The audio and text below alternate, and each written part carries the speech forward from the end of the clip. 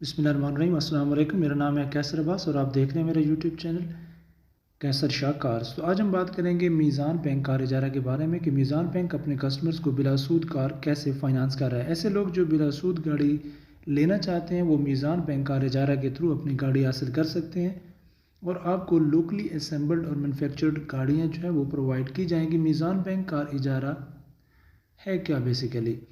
तो मीज़ान bank car इजारा, इसमें bank जो है वो गाड़ी परचेज़ करेगा आपके लिए और आपको रेंटल एग्रीमेंट के तहत गाड़ी दे देगा और उसका रेंटल जो है वो आपको हर मंथ पे करना पड़ेगा और इसका रेंटल पीरियड जो है वो 1 से 5 साल होगा। जब आपका इजारा या लीज़ पीरियड जो है वो कंप्लीट हो जाएगा तो बैंक आपको गाड़ी गिफ्ट कर देगा। उसके बाद इसके की फ़ीचर्स देखेंगे कि लो अपफ्रंट पेमेंट और रेंटल पेमेंट जो है आफ्टर स्टार्ट, ये आपकी रेंटल पेमेंट आपके व्हीकल डिलीवरी के बाद स्टार्ट होगी। जब गाड़ी आपके हवाले कर दी जाएगी तो उसके बाद रेंटल पेमेंट जो है वो स्टार्ट होगी और इसकी प्रोसेसिंग बहुत क्विक है। मिनिमम सिक्योरिटी डिपॉजिट है, यानी 30% सिक्योरिटी डिपॉजिट है और आपका जो विद होल्डिंग टैक्स है वो भी बैंक बर्दाश्त करेगा, वो आपको नहीं देना पड़ेगा। इसके बाद मीज़ान रोशन अपनी कार, बेसिकली मीज़ान रोशन अपनी कार ये रोशन डिजिटल अकाउंट होल्डर्स के लिए, Roshan digital account holders overseas Pakistanis के लिए। ओवरसीज़ पाकिस्तानीज़ जो हैं वो रोशन डिजिटल अकाउंट जो है वो ओपन करवा सकते हैं और ये उनके लिए ही है। उनका एलिजिबिलिटी क्राइटेरिया देखेंगे वो क्या है। ये फाइनेंसिंग फैसिलिटी जो है आपको लोकली असेंबल्ड और CBU व्हीकल्स के लिए है और सिक्योरिटी डिपॉजिट या एडवांस रेंटल आपको कम से कम 15% और ज़्यादा से ज़्यादा 50% देना होगा।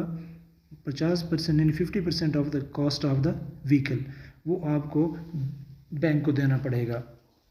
उसके अलावा आपकी क्रेडिट हिस्ट्री जो है वो भी ठीक होनी चाहिए, कोई डिफ़ॉल्ट वगैरह नहीं होना चाहिए जब आपका केस अप्रूव्ड होगा उस वक्त। और ये सहूलत रोशन डिजिटल अकाउंट होल्डर्स के लिए है जिसमें फ़ॉरेन करेंसी होल्डर्स भी शामिल हैं।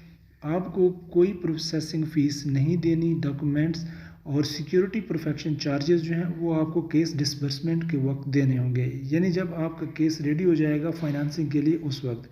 और उसके बाद आपको मंथली रेंटल जो है वो अपने डिजिटल अकाउंट से ही, डिजिटल रोशन अकाउंट जो है आपका, उसके थ्रू ही आप कह सकते हैं। उसके अलावा गाड़ी आपको पाकिस्तान में आपके ब्लड रिलेटिव यानी बाप, माँ, बेटा, बेटी, भाई या बीवी को भी डिलीवर की जा सकती है।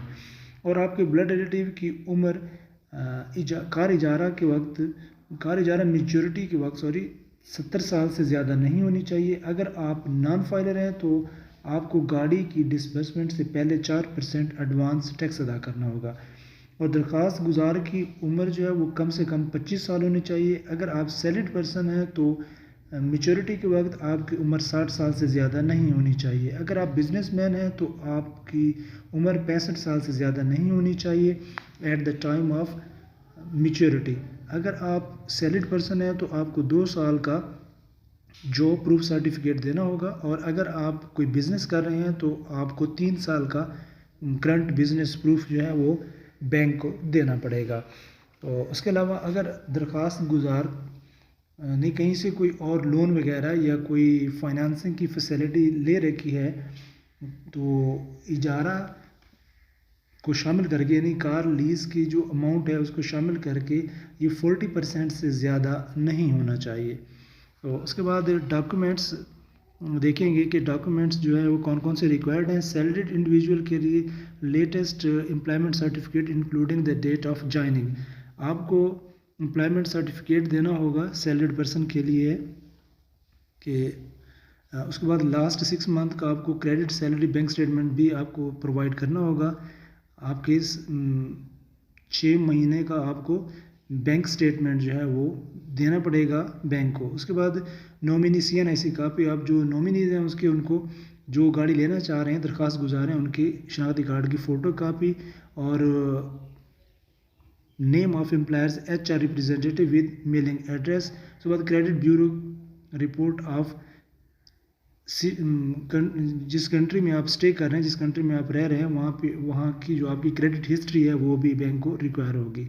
उसके बाद बिजनेसमैन के लिए वैलिड बिजनेस प्रूफ देना होगा और 6 मंथ की वेरीफाइड बैंक स्टेटमेंट जो कि आप एम्बेसी से वेरीफाई करवा के बैंक को प्रोवाइड करेंगे। उसके अलावा CNIC की कापी देनी है और क्रेडिट ब्यूरो रिपोर्ट जो है आपकी वो जिस कंट्री में स्टे किया हुआ है उसकी चाहिए। उसके बाद in case of remittance income, आप अगर रेमिटेंस भेज रहे हैं कोई पर मंथ अपने घर में, अगर आपकी कोई रेमिटेंस आती है तो उसकी 6 महीने की जो स्टेटमेंट है, बैंक स्टेटमेंट, वो भी आपको देनी पड़ेगी बैंक को।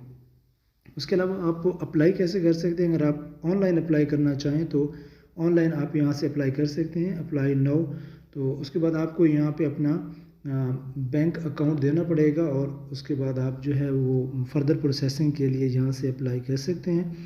तो आपसे रिक्वेस्ट है कि जो लोग नए हैं इस चैनल पे तो काइंडली मेरा चैनल सब्सक्राइब कर लें और अपना बहुत सा ख्याल रखिएगा। अल्लाह ने के बाद।